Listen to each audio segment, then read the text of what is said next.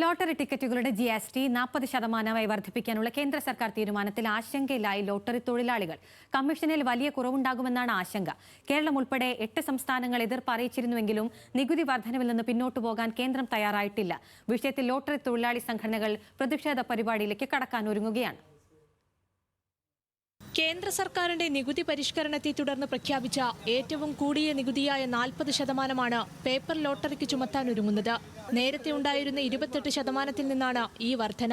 ഇതോടെ ലോട്ടറി വിൽപ്പനക്കാർക്ക് ലഭിക്കുന്ന കമ്മീഷൻ തുക കുറയും. 6500 എണ്ണത്തിന് മുകളിൽ ടിക്കറ്റ് എടുക്കുന്ന ഏജന്റുമാർക്ക് 8 രൂപ 45 പൈസയാണ് കമ്മീഷൻ. ഇവരിൽ നിന്ന് വാങ്ങിയാണ് ചെറുകിട വിൽപ്പനക്കാർ ലോട്ടറി വിൽക്കുന്നത്. നിലവിൽ നടന്നു വിൽപ്പന നടത്തുന്നവർ ഉൾപ്പെടെയുള്ള ചെറുകിട വിൽപ്പനക്കാർക്ക് 50 രൂപയുടെ ഒരു ടിക്കറ്റ് വിറ്റാൽ 7 രൂപ 35 പൈസയാണ് കമ്മീഷൻ.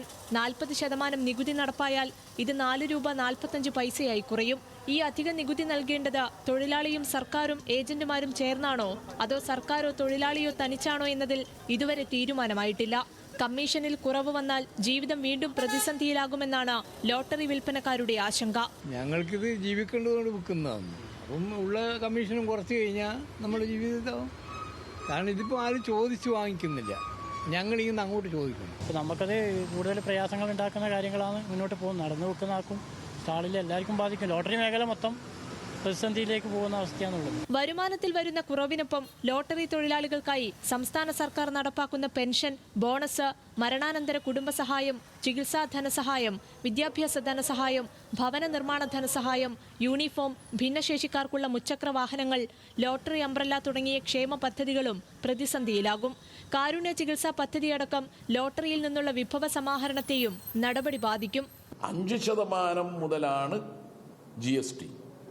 ഏറ്റവും കൂടുതലാണ് 40%. അപ്പോൾ 40% ഏർപ്പെടുത്തിയത് എത്രയും ആലോചിച്ചിട്ടും മനസ്സിലാകാത്ത ഒരു കാര്യമാണ്. ഭിന്നശേഷിക്കാരും വൃദ്ധരും രോഗികളും ഉൾപ്പെടെ 2 ലക്ഷത്തോളം പേരാണ് കേരളത്തിൽ ലോട്ടറി വിറ്റ് ഉപജീവനം നടത്തുന്നത്.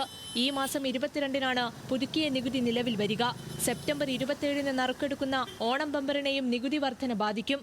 22-ാം തീയതിക്ക് ശേഷം അച്ചടിക്കുന്ന ലോട്ടറിക്ക് ഉയർന്ന നികുതി ചുമത്തുന്നതോടെ ഒരേ ലോട്ടറിക്ക് 2 തരം നികുതിയാകും. ന്യൂസ് മലയാളം, കണ്ണൂർ.